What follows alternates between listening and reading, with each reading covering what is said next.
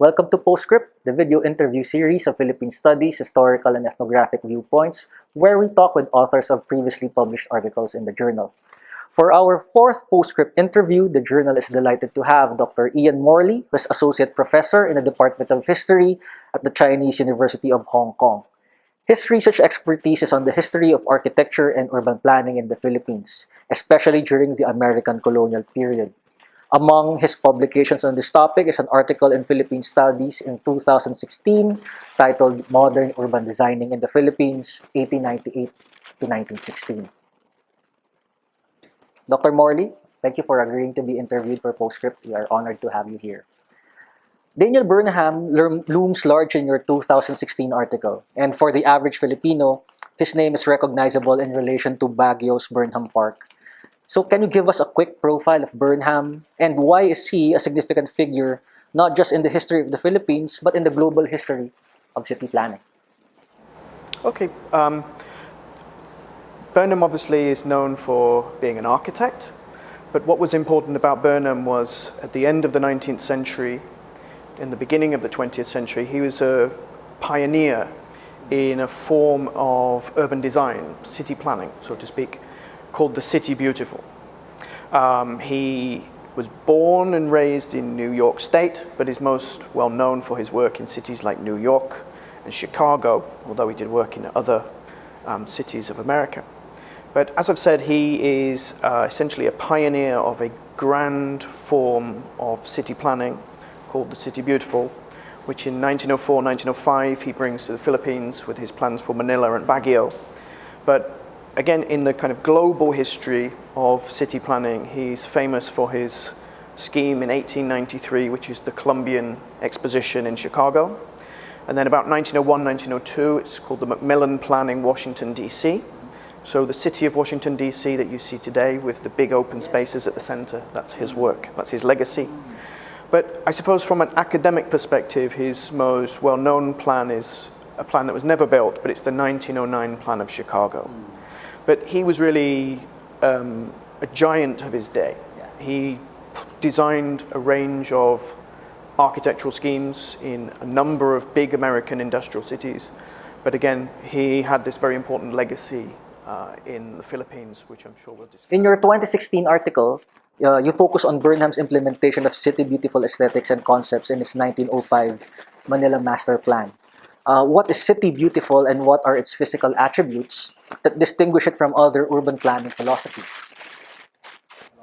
Okay, well, I think we have to be a little bit careful because the City Beautiful as an American idea is a little bit different from the American imperial idea, which is what we find in the Philippines. So if I just take the kind of pure, let's call it the American idea for a moment, it's essentially a reform movement.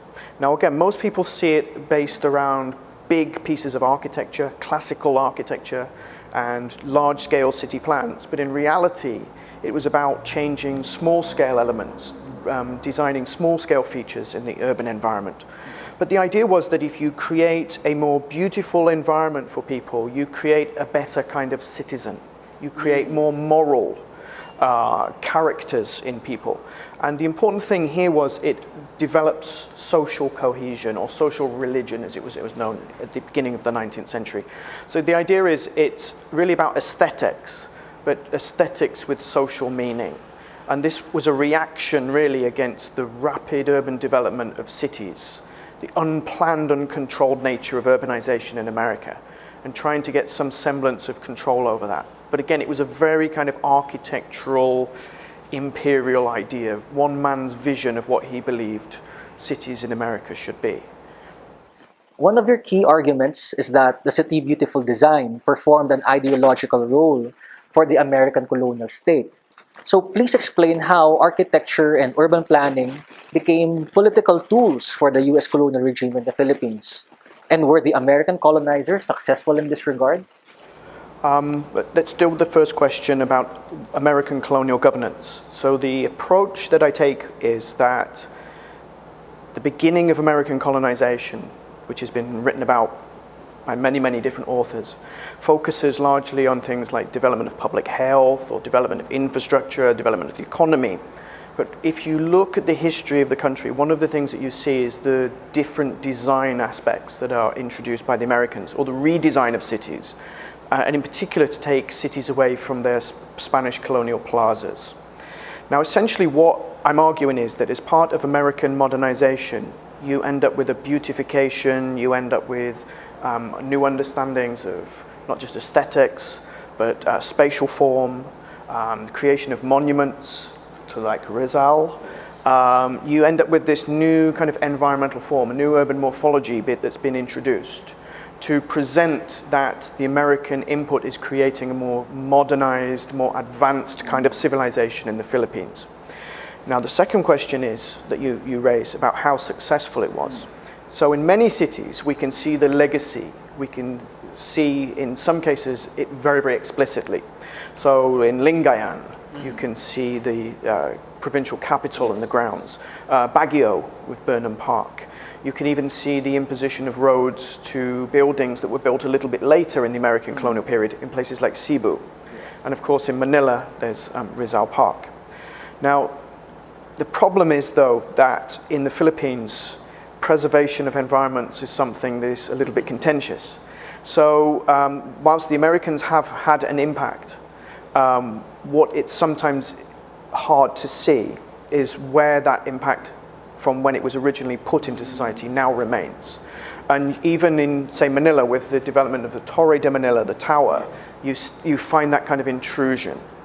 But what I've been doing in my latest research is looking after 1916, when there's the Jones Act, or the Autonomy Act as it's known, and looking at how Filipino architects took up the redesign of the environment in an American style. But for them, they don't see it as necessarily American design. They see it as the kind of promotion of Philippine democracy, given that the Jones Act is the imposition of now decolonization. So there are legacies that are much more small scale with the redesign of plazas in many, many towns. And there's obviously bigger scale planning projects in Baguio and Lingayen and Manila. But even the small scale projects, and now of course the big projects, they've been intruded upon. So the kind of integrity of the original planning idea has somewhat been lost. But again, for anyone kind of interested in American city planning, go to Lingayen, because it's really around the capital, you can still get a kind of an idea of what the Americans were trying to do, at least in the provinces of this country. In your view, did Filipinos imbibe the aesthetics and ideologies of City Beautiful as seen in what various administrations and governments did after the Second World War? Are architecture and urban planning still being deployed as ideological tools in the 21st century Philippines? After the Second World War, you have a very different architectural and planning approach. So in answer to the question, the answer is quite simply no. If we take the pre-war situation, we take the Commonwealth and the 1920s, then you find that there's a lot of architectural activity by Filipinos employed in the Bureau of Public Works.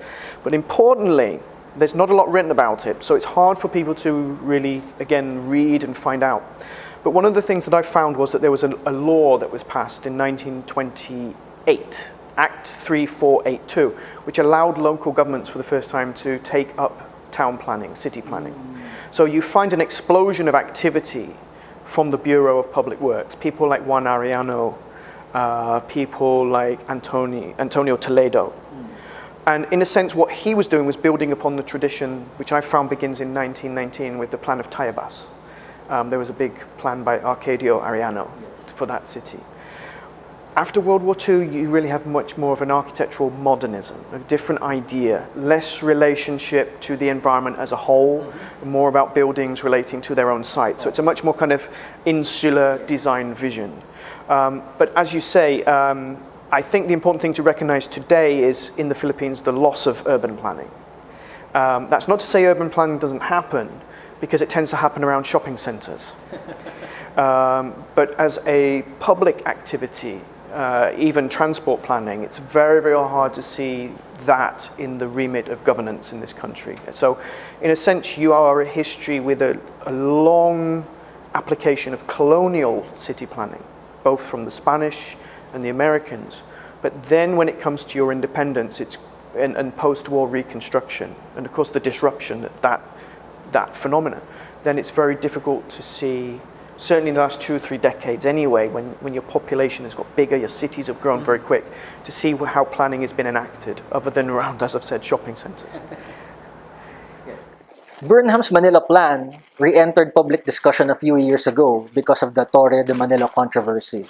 What's your opinion regarding this issue?